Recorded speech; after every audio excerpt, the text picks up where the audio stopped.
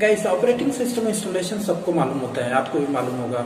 चाहे वो विंडो 7 हो, विंडो 8 हो, विंडो 10 हो, या सर्वर ऑपरेटिंग सिस्टम हो 2008, 2012 या 2016, राइट। तो हम इंस्टॉल कैसे करते हैं विंडो? नॉर्मली क्या होता है कि हमारे पास या तो इमेज रहेगा, अगर वीएम वर्चुअलाइजेशन में इंस्टॉल करते हैं, वर्चुअलाइजेशन टेक्नोलॉजी वीएमवेयर में या वर्चुअल बॉक्स में, तो आपके पास इमेज होना चाहिए। और या तो अगर आप फिजिकल मशीन में, लैपटॉप में या डेस्कटॉप में इंस्टॉल करते हैं, तो आपके पास या तो बूटेबल पेन ड्राइव होना चाहिए उस पर्टिकुलर ऑपरेटिंग सिस्टम विंडो का, या तो फिर आपके पास डीवीडी या सीडी होना चाहिए। तो हम क्या करते हैं, सिस्टम को बूट करते हैं, इंस्टॉल करते हैं।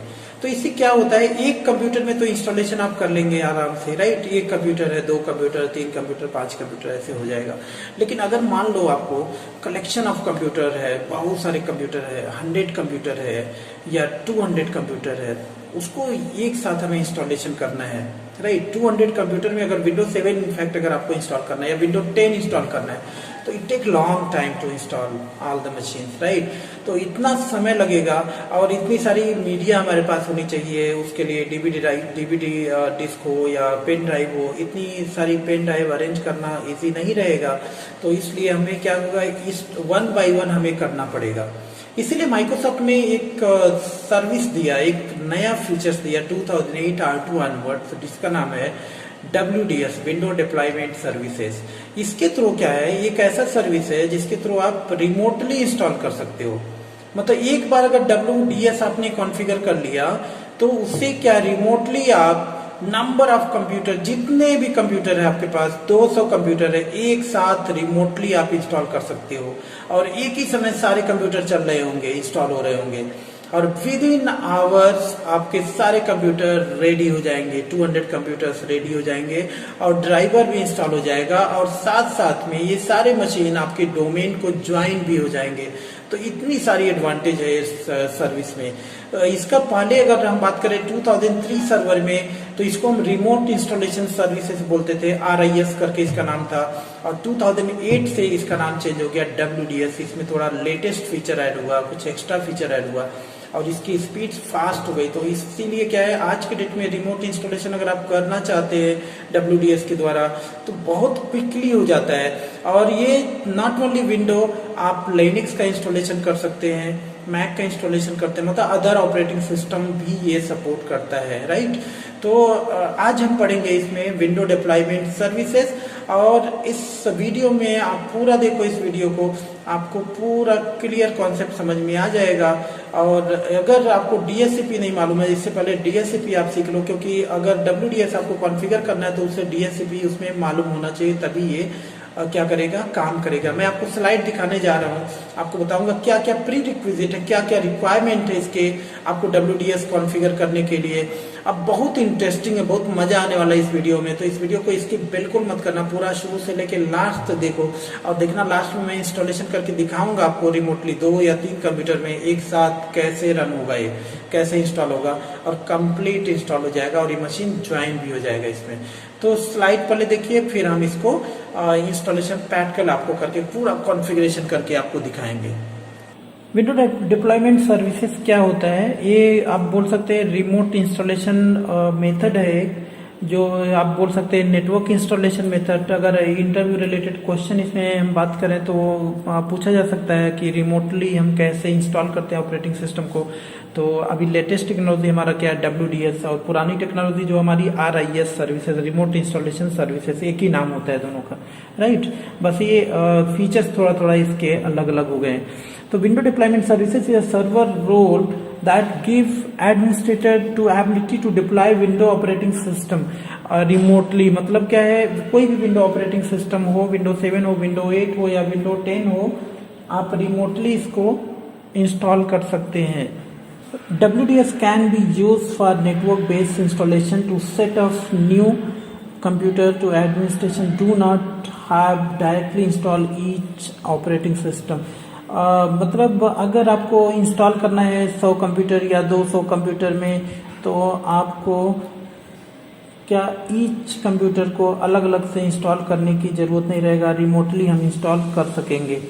राइट। और सबसे बड़ा एडवांटेज इसका ये होता है कि कोई भी ऑपरेटिंग सिस्टम आपको डिप्लॉय करना है, बस एक ही कंडीशन है कि एक ही ऑपरेटिंग सिस्टम एक साथ डिप्लॉय, जैसे विंडो 7 है तो विंडो 7 ही डिप्लॉय करेगा, ऐसा नहीं कि किसी में विंडो 7, किसी में विंडो 8, किसी में विंडो 10, ऐसा नहीं होगा। एक ऑपरेटिंग सिस्टम आप ये नंबर ऑफ कंप्यूटर में एक साथ इंस्टॉल कर सकेंगे। क्योंकि इमेज हमें ऐड करना था, वो आगे हम बता रहे हैं आपको कौन सा इमेज रहेगा, उसको हमें ऐड करना रहेगा इस WDS जो सर्वर होता है उसके अंदर, राइट। और ये माइक्रोसॉफ्ट का एक फीचर्स है, ये देख सकते हैं। इसका मैं पूरा इसको डिस्क्रिप्शन में डाल दूंगा, आप समय इसको देख लेना, रीड कर लेना।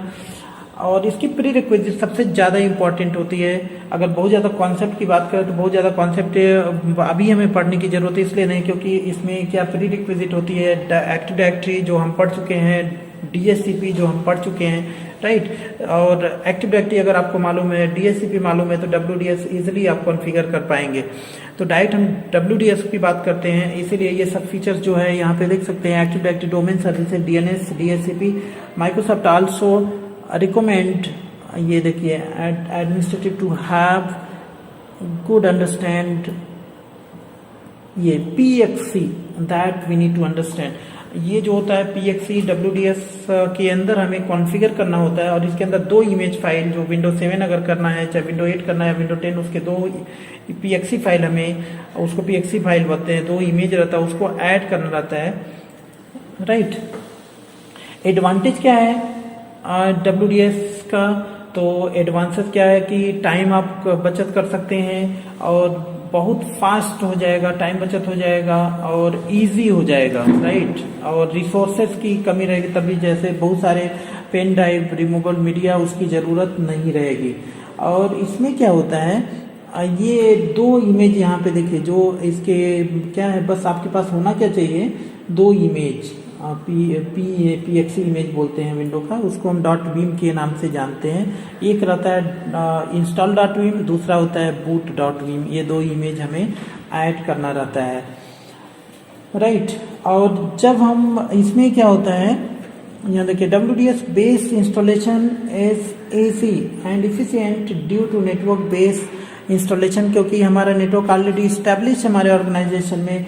और जितने नए मशीन लेके आ रहे हो, जैसे मान लो आपके पास 200 कंप्यूटर असेंबल किया, उसको कनेक्ट कर लिया और नेटवर्क में कनेक्टिविटी हो गई है, तो ऑलरेडी नेटवर्क से कम्युनिकेशन होने लगता है, क्योंकि मैक सभी नेटवर्क, सभी NIC पोर्ट के पास होता है, और सभी NIC पोर्ट सभी कंप्यूटर में रहता है, राइट। तो ये जैसे हम सर्वर को ऑन करते हैं, वो डिप्लॉय कर देता है। कैसे डिप्लॉय करता है आगे मैं बता रहा हूँ इसको।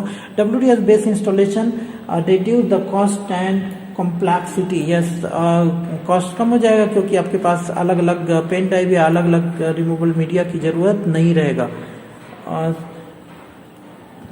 सपोर्ट मिक्स्ड एनवायरनमेंट डिप्लॉयमेंट, इसके साथ साथ ऑपरेटिंग सिस्टम के साथ साथ ड्राइवर, चाहे कुछ और भी हम एप्लीकेशन डिप्लॉय कर सकते हैं, राइट। इसका दूसरा रूप जो आगे है, अगर देखोगे, अगर हायर लेवल पे आप जाते हैं तो दूसरा जो होता है, जैसे WDS है, वैसे ही एक सर्विस होता है जिसको हम सिस्टम सेंटर कॉन्फ़िगरेशन मैनेजर बोलते हैं, SCCM के नाम से हम जानते हैं उसको।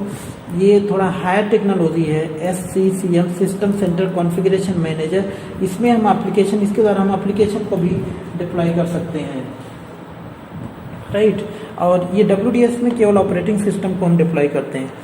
और ये प्री रिक्विजिट है, क्या क्या होना चाहिए हमारे पास active directory domain controller install होना चाहिए सर्वर में, सर्वर ऑपरेटिंग सिस्टम रहना चाहिए, राइट। DNS रहना चाहिए, तो एक्टिव डायरेक्टरी डोमेन सर्विसेज अगर आप कॉन्फ़िगर करोगे तो DNS इंस्टॉल हो जाएगा साथ में। और उसके बाद DHCP इंस्टॉल होना चाहिए। क्यों DHCP इंस्टॉल होना चाहिए? क्योंकि जब ये बूट करेगा और तो क्या होगा, वो सर्च करेगा उसमें, कभी भी कोई भी नेटवर्क जो रहता है हमारा, वो जैसे आप कम्युनिकेट कराते हो, यहाँ पे मैंने बना रखा है इसको मैं बता रहा हूँ आपको। ये देखो, यहाँ से मैंने कोशिश करना है कि ये सर्वर हमारा, ये WDS सर्वर है, इसमें क्या क्या मैंने इंस्टॉल किया है। ADDS active directory domain services, DNS install है, DHCP इंस्टॉल है, और WDS हमने इंस्टॉल किया है। तो यहाँ तक तो मालूम है आपको, ADDS एंड DNS ये जो है ऑटोमेटिक एक साथ कॉन्फ़िगर जब हम प्रमोट करते हैं सर्वर को, राइट। उसके बाद DHCP हम इंस्टॉल इसलिए करते हैं क्योंकि ये सारे कंप्यूटर जितने हैं ये जस्ट हमने क्या किया, अभी असेंबल किया, नए कंप्यूटर्स हैं और यहाँ पे हम IP दे नहीं सकते हैं। ये सर्वर है हमारा जो नॉर्मल डोमेन कंट्रोलर होता है, यहाँ पे IP हमने दे रखा है ये 10.0.0.1 और इसका DNS IP भी यही है। और इन सभी कंप्यूटर के पास अभी कोई IP एड्रेस नहीं है, that we can not assign also. क्यों हम क्यों नहीं कर सकते, क्यों नहीं असाइन कर सकते? क्योंकि ऑप्शन ही नहीं मिलेगा, हमारे पास विंडो ही नहीं है इसके अंदर। बट ये नाइसी पोर्ट में यहाँ देखो नेटवर्क इंटरफेस कार्ड में ऑलरेडी ये कनेक्टेड है स्विच से, ये स्विच है। और जैसा कि हम लोग पढ़ चुके हैं नेटवर्क प्लस में कि स्विच में क्या होता है, मैक एड्रेस होता है, मैक टेबल होती है। और जैसे सारे कंप्यूटर को आप कनेक्ट करते हो इसे यहाँ पे एक मैक टेबल बन जाती है। तो इंटरनल कम्युनिकेशन तो होने लगा इनके बीच में, इसने ये सारे कंप्यूटर से और ये क्या इस नेटवर्क में इंटरनल कम्युनिकेशन होने लगा। तो इसीलिए यहाँ पे क्या है, DHCP कॉन्फ़िगर है। DHCP का फीचर जैसा कि हम लोग पढ़े हैं क्या होता है, ये क्या है, जैसे नेटवर्क में स्विच ऑन करेंगे इस कंप्यूटर को, ये सर्च करेगा IP, कोई IP हमें मिल जाए तो हम इस नेटवर्क से कम्युनिकेट कर सकें। तो IP कहाँ से मिलेगा, ये क्या करेगा DHCP उसी समय ये ब्रॉडकास्ट कर देगा कि यस हमारे पास 2 से लेके इस रेंज के IP हमारे पास अवेलेबल है। 10.0.0.2 से लेके 10.0.254 IP हमारे पास अवेलेबल है, ये ब्रॉडकास्ट कर देगा यहाँ से। तो उस जैसे ब्रॉडकास्ट करेगा ये रिक्वेस्ट भेजेगा, इसको एक IP मिल जाएगी यहाँ पे। जैसे मान लो यहाँ पे मिल गई 10.0.0.2 IP मिल गई इनके पास, 10.0.0.2 ये IP मिल गई। अब जैसे ही IP मिलेगा क्या हो जाएगा, ये यहाँ पे जो PXE फाइल हमारी है, ये जो PXE फाइल है ये क्या हो जाएगा, यहाँ से ये मूव कर देगी डायरेक्ट, राइट। तो PXE फाइल जब हम क्या करना होता है, जब WDS हम इंस्टॉल करते हैं, इसको जब हम कॉन्फ़िगर करते हैं, जब कॉन्फ़िगर करेंगे उस समय बोलेगा PXE फाइल इसमें ऐड करो, राइट। तो वहाँ पे 2 ऑप्शन हमारे पास रहेगा, एक इंस्टॉल बूट, एक बूट रहेगा। तो ये दोनों फाइल हमें जो भी ऑपरेटिंग सिस्टम, सपोज करो आप प्लान करो विंडोज 7 इंस्टॉल करने के लिए, तो विंडोज 7 का ये इमेज फाइल, ये सेटअप फाइल होना चाहिए। सॉरी, इमेज फाइल नहीं चाहिए, यहाँ पे सेटअप फाइल आपके पास होना चाहिए। सेटअप फाइल रहेगा तभी ये हो पाएगा। सेटअप फाइल कहाँ से मिलेगा, सपोज करो आपके पास, आप प्रैक्टिकल करना चाह रहे हैं इसका WDS का, और आपके पास इमेज फाइल है, तो आप विनजिप अगर इंस्टॉल कर लो अपने कंप्यूटर में, विनजिप से एक्सट्रैक्ट करोगे तो सेटअप फाइल हो जाएगा। तो जैसे यहाँ पे आप राइट क्लिक करके कॉन्फ़िगर करोगे, वहाँ पे वही फाइल, पर्टिकुलर फाइल दिखेगी, आप वहाँ पे ऐड कर सकते हो, boot.vim और install.vim, ये दोनों फाइल, राइट। तो ये थोड़ा सा टाइम लगता है ऐड होने में। जब ऐड हो जाता है उसके बाद जब आप डिप्लॉय करते हो, जैसे ही ये कंप्यूटर ऑन करेगा, यहाँ पे कुछ नहीं करना रहता है, ये सारे कंप्यूटर पे कुछ भी नहीं करना रहेगा, केवल आपको F12 प्रेस करना रहेगा। F12 क्या होता है, जब नॉर्मली जब तक हमारे कंप्यूटर में ऑपरेटिंग सिस्टम इंस्टॉल नहीं है तब तक F12 का काम क्या होता है, ये रिमोट इंस्टॉलेशन सर्च करता है, नेटवर्क बूट सर्च करता है। F12 जैसे इसमें, जैसे कंप्यूटर को रीस्टार्ट करोगे F12 प्रेस करोगे, क्योंकि इसके पास ऑपरेटिंग सिस्टम नहीं है, तो क्या करेगा, नेटवर्क बूट सर्च करेगा। नेटवर्क बूट मतलब यहाँ पे तुरंत ये पाएगा एक IP 10.0.0.2 और सडनली ये क्या होगा, ये दोनों इमेज यहाँ से डिप्लॉय हो जाएगा और यहाँ से इंस्टॉलेशन शुरू हो जाएगा। सेम लाइक ऐसे सभी कंप्यूटर में, ऐसे सभी कंप्यूटर में जाके आपको क्या करना रहेगा, स्टार्ट करना रहेगा F12 ऐसे करना रहेगा। और उसके बाद जो विंडो 7 या विंडो 10 का नेक्स्ट है वो कॉन्फ़िगरेशन आप कर लो, 1 घंटे के अंदर आपका सारा कंप्यूटर इंस्टॉल हो जाएगा। सो गाइस, ये हमारा विंडोज सर्वर 2016 है और इसका पूरा लैब सेटअप हम करके दिखाते हैं आपको। सबसे पहले प्री रिक्विजिट, जैसा कि मैंने स्लाइड में दिखाया आपको, active directory domain services install होना चाहिए इसमें, जो कि इंस्टॉल है वो चेक कर लेते हैं हम लोग सर्वर मैनेजर में जाकर। और इसके बाद हमें क्या चाहिए, DHCP सर्विसेज, वो भी मैंने इंस्टॉल कर रखा है। और अगर एक्टिव डायरेक्टरी में कोई प्रॉब्लम है और DHCP में कोई प्रॉब्लम है तो आप इसका वीडियो जाके देख लीजिए, प्लेलिस्ट मैंने बना रखा है इसका, प्लेलिस्ट में जाके देखिए, पूरा एक्टिव डायरेक्टरी का MCS से विंडोज सर्वर 2016 का प्लेलिस्ट में आपको पूरा वीडियो मिल जाएगा, उसमें एक्टिव डायरेक्टरी आप देख लीजिए। DHCP देखिए हमने इंस्टॉल कर रखा है इसमें, DHCP एक्टिव डायरेक्टरी। और अब हमें इंस्टॉल क्या करना है, WDS। तो डायरेक्ट हम स्टार्ट करते हैं WDS और यहाँ से ऐड करेंगे, ऐड फीचर्स और रोल बेस में जाकर, और यहाँ पर हमें मिलेगा WDS विंडो डिप्लॉयमेंट सर्विसेज, और वो सर्च करना में इसमें विंडो डिप्लॉयमेंट सर्विसेज देखिए कहीं पे रहेगा इसमें विंडो डिप्लॉयमेंट सर्विसेज,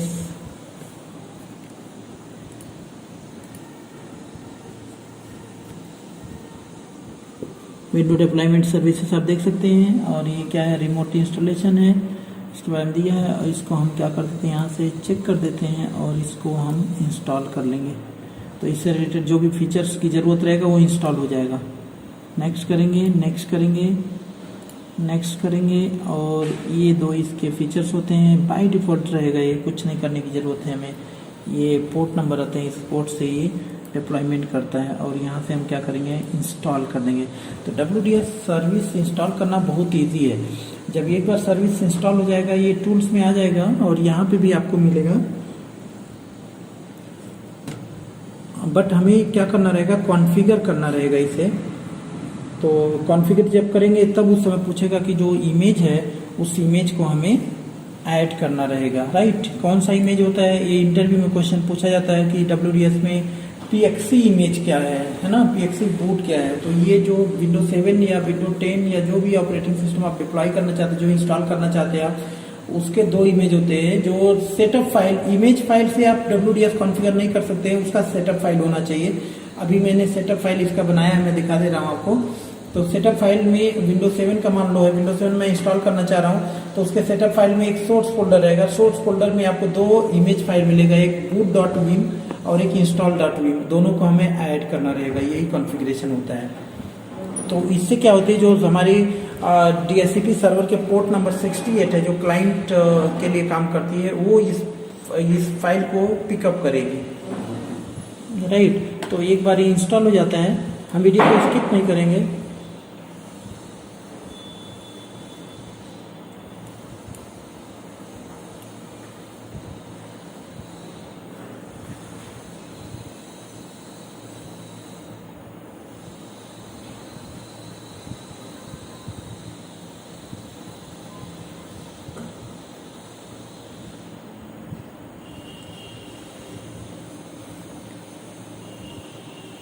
तो आप देख सकते हैं ये कंप्लीट इंस्टॉल हो गया है WDS।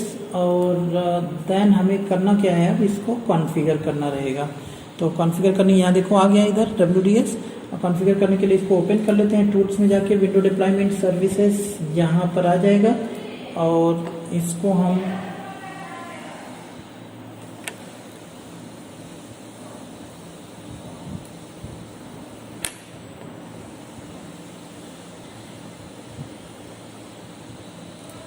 ये देखो हमारा ये सर्वर है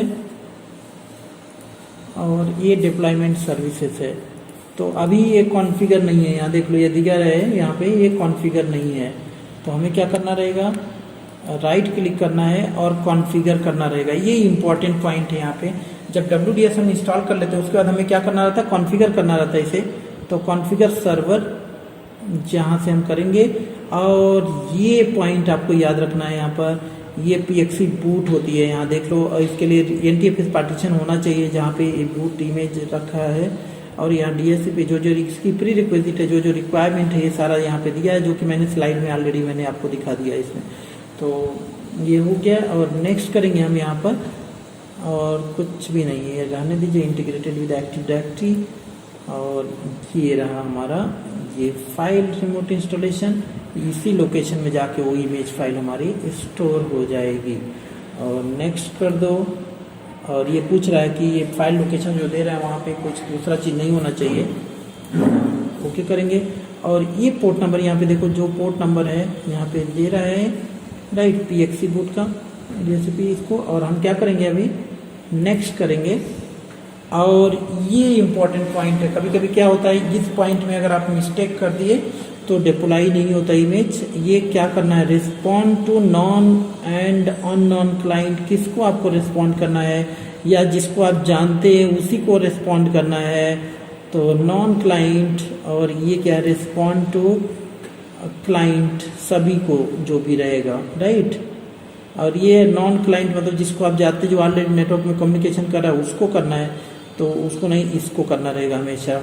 और क्या करो आप, नेक्स्ट करो।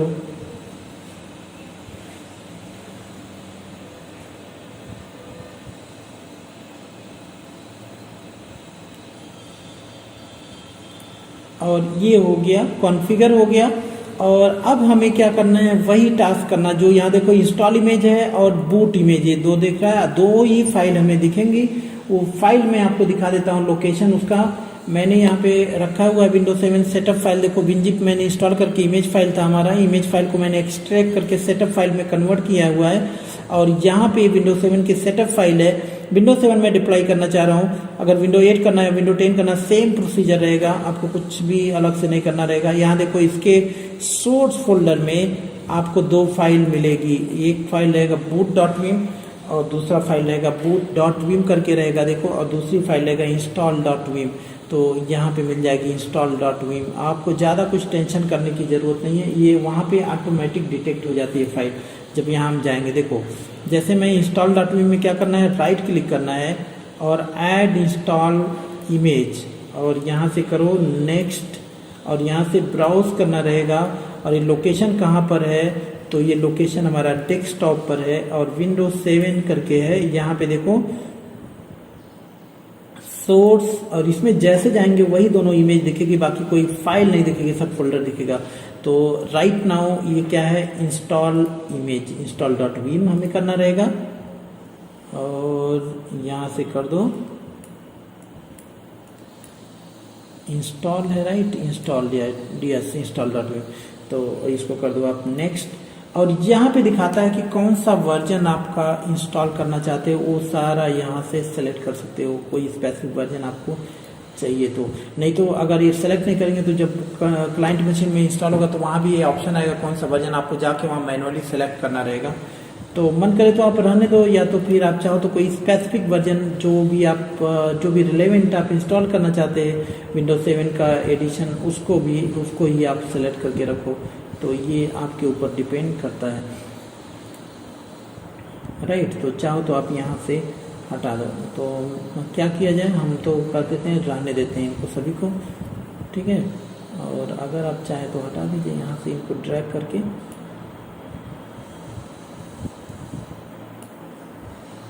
तो इनको हटा दीजिए 32 बिट को।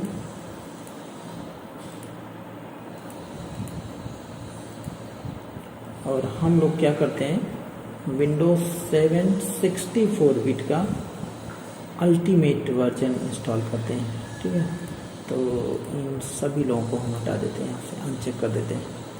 तो ये लोग अब इंस्टॉल नहीं होंगे, इसका कोई ऑप्शन हमें नहीं मिलेगा। तो इसको मैंने क्या किया, नेक्स्ट किया, और नेक्स्ट किया, ये ऐड हो रहा है, ये इमेज ऐड हो जाएगा। एक बार ये इमेज ऐड हो जाएगा, ये थोड़ा बड़ा इमेज है तो थोड़ा सा टाइम लगता है, और उसके बाद जो बूट इमेज है वो जल्दी हो जाएगा। बस यही इसका कॉन्फ़िगरेशन, मतलब क्या है, WDF जब भी आपको कॉन्फ़िगर, बहुत सिंपल स्टेप है, बहुत इंटरेस्टिंग है। आपके पास क्या होना चाहिए, एक डोमेन कंट्रोलर, मतलब विंडोज सर्वर 2016 है और उसमें एक्टिव डायरेक्टरी डोमेन सर्विसेज आपने इंस्टॉल कर रखा है। और क्या करना रहेगा, उसके बाद आपको DHCP इंस्टॉल करना रहेगा। DHCP का स्कोप बना के एक IP रेंज देना रहेगा, किस IP को आप डिप्लॉय करना चाह रहे हैं। और उसके बाद आपके पास जो भी ऑपरेटिंग सिस्टम आप इंस्टॉल करना चाह रहे हैं रिमोटली अपने क्लाइंट मशीन को, तो उसका इमेज होना चाहिए या सेटअप होना चाहिए। अगर सेटअप है तो बेटर है, नहीं तो इमेज रहेगा तो उसको विनजिप से आपको एक्सट्रैक्ट करके सेटअप फाइल में कन्वर्ट करना रहेगा, क्योंकि इमेज फाइल को डिटेक्ट नहीं करेगा WDF। ये केवल दो ही इमेज को समझता है, install.vim और boot.vim, इसके अलावा किसी इमेज को नहीं समझेगा ये।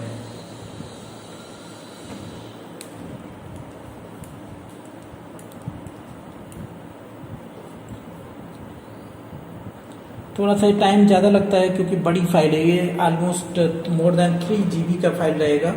और boot.vim तो 300 MB के आसपास में फाइल रहेगी, तो ज़्यादा टाइम नहीं लेती boot.vim।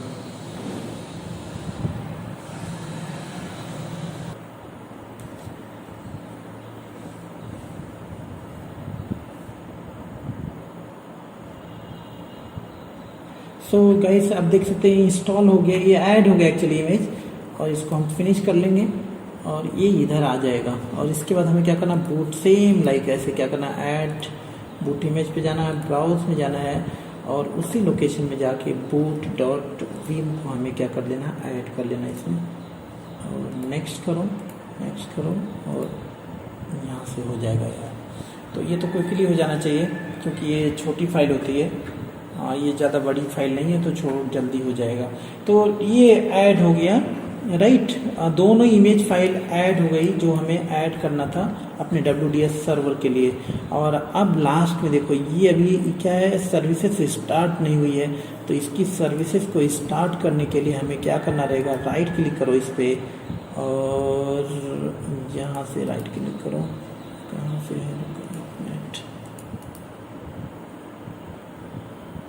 ऑल टास्क में जाना है और क्या कर देना है, इसे स्टार्ट कर देना है हमें, ये रहा इस पे राइट, ये स्टार्ट हो जाएगा। अब यहाँ से आ जाएगा ग्रीन सिग्नल, यहाँ से आ जाएगा और ये सर्विसेज अब क्या है, रेडी हो गई राइट। तो गाइस WDS सर्वर अब रेडी है काम करने के लिए हमारा। और अब आपके पास जितने भी मशीन है, जितने भी नए मशीन है उनको आप इंस्टॉल कर सकते हो।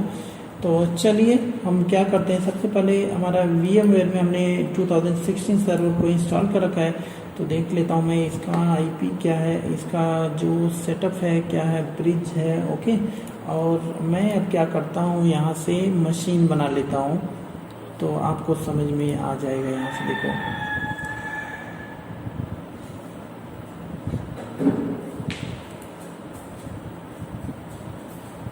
यहाँ हम ऑपरेटिंग सिस्टम को ऐड नहीं कर रहे हैं कुछ भी, और विंडोज 7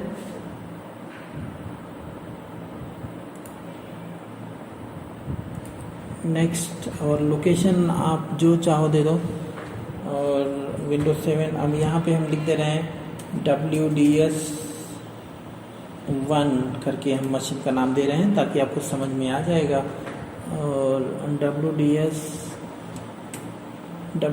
PC1 ऐसे करके दे दिया और इसको कर दिया नेक्स्ट, यहाँ से नेक्स्ट कर दिया। और यहाँ पर जाकर मुझे करना रहेगा इसको ब्रिज, क्योंकि एक नेटवर्क में आ जाएगा राइट, और बाकी कुछ हमें करने की ज़रूरत नहीं रहेगी ओके। और क्योंकि इमेज हमें ऐड नहीं करना है, इमेज हमें ऐड नहीं करना है राइट, रिमोटली ये कनेक्ट हो जाएगा, यहाँ से कनेक्ट हो जाएगा ये।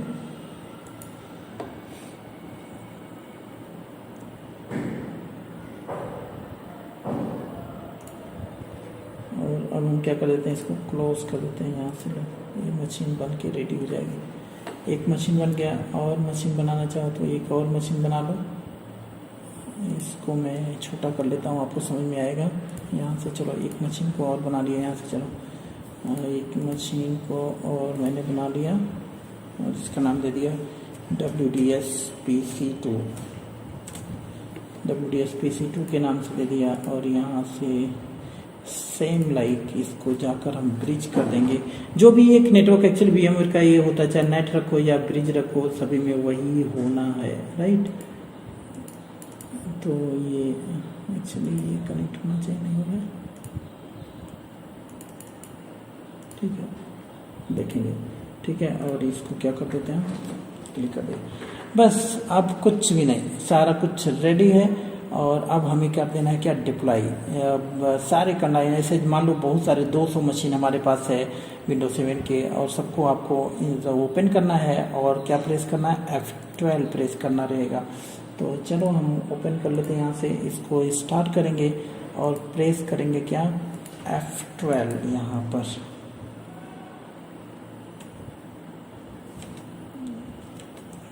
F12 प्रेस करेंगे और ये ले लेगा इमेज। यहाँ देखो यस, ये क्या लिया, 10.0.0.1 यहाँ से सर्वर ले लिया है, मतलब DHCP सर्वर से इंस्टॉल हो रहा है। देखिए यहाँ पे ध्यान से, बूट और इंस्टॉल, ये इमेज ले लिया यहाँ से, DHCP सर्वर से IP ले लिया और उसके बाद इमेज डिप्लॉय हो गया। तो देखो ये पहला मशीन को मैंने डिप्लॉय कर दिया यहाँ पे। और सेम लाइक अब मैं PC नंबर 2 को जाके देखूंगा, ध्यान से देखना आप, तो वो भी सिनेरियो आपको समझ में आ जाएगा। तो यहाँ पे हम PC2 को भी, ये देखिए अभी ये सेटअप चलेगा। अब यहाँ नेक्स्ट जो भी है फॉर्मेलिटीज होती है जो विंडोज 7 इंस्टॉलेशन का, आप जाके कर लो उसको राइट। और उसके बाद वो रेडी हो जाएगा आपका मशीन। वो ऑलरेडी वो ज्वाइन रहेगा उस डोमेन से और उसके पास आईपी भी रहेगा, डीएचसीपी से आईपी मिल रहा होगा। ठीक है, ये एडवांटेज होता है हमारे WDS सर्वर का। देखिए ये इंस्टॉल हो रहा है, राइट। और अब हम जाके देखेंगे इस दूसरे वाले मशीन में, यहाँ पर इस कंप्यूटर को भी हम स्टार्ट कर लेते हैं। देखिए ध्यान से देखना, यहाँ पे मैं पावर ऑन किया सर्वर का, ये क्लाइंट मशीन का, दूसरे क्लाइंट मशीन का। अब पावर ऑन करके यहाँ पर वेट करेंगे हम, और जैसे ही आएगा F12 यहाँ पे आएगा, DHCP सर्च करा, IP मिला और प्रेस कर दिया। देखो झटके में थोड़ा सा टाइम अगर लगा दिए तो फिर ये क्या करेगा, इमेज को नहीं, DHCP से अगर IP नहीं मिला, इसको F12 नहीं प्रेस किए तो फिर ये नहीं बूट करेगा। ठीक है, तो ऐसे हमें करना रहेगा। तो अब ये इंस्टॉल हो जाएगा। बाकी सारा प्रोसीजर वही होता है इंस्टॉलेशन का, आप इंस्टॉल कर सकते हैं इसको। ठीक है,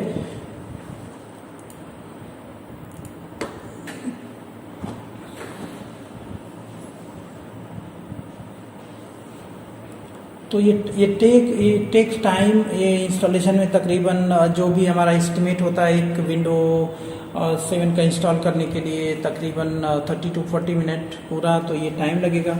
तो मुझे नहीं लगता है आप सभी लोग ऑलरेडी अवेयर हो विंडो कैसे इंस्टॉल करना है, राइट, कैसे अनइंस्टॉल के सारा मालूम है। तो ये ऑलरेडी इंस्टॉल हो जाएगा। तो मुझे लगता है यहीं पे स्टॉप कर देना चाहिए हमें वीडियो।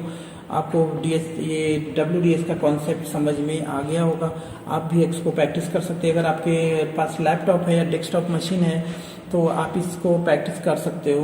आपके पास एटलीस्ट 8 GB का रैम होना चाहिए आपके मशीन में, तो ये प्रैक्टिस कर पाएंगे। क्योंकि एक डोमेन कंट्रोलर होगा, एक्टिव डायरेक्टरी DNS आपको इंस्टॉल करना पड़ेगा इसमें, और उसके बाद DHCP उसी में इंस्टॉल करना रहेगा, फिर WDS इंस्टॉल करोगे, राइट। तो मतलब इस मशीन में कम से कम आपके पास 4 GB का रैम रहेगा। 2 क्लाइंट मशीन अगर आप डिप्लॉय कर रहे हैं, इसे पैटर्न देखना चाह रहे, जैसे मैंने 2 मशीन अभी किया यहाँ पे, तो ऐसा करना रहेगा। तो आपके पास 2-2 GB का कम से कम उसमें होना चाहिए। 1-1 GB का दोगे तब भी 2 GB बेस मशीन के पास में, तो 8 GB का रैम होना चाहिए। तो गाइस ये हमारा WDS का सेशन है। और ये वीडियो कैसा लगा आप कमेंट करके बताओ। ये वीडियो अच्छा लगा हो तो फिर लाइक कर दो और अपने फ्रेंड सर्कल में ज़्यादा से ज़्यादा शेयर कर दो, ताकि हम और ऐसे नए नए टेक्नोलॉजी पे वीडियो बनाते रहेंगे आपके लिए। और थैंक यू सो मच।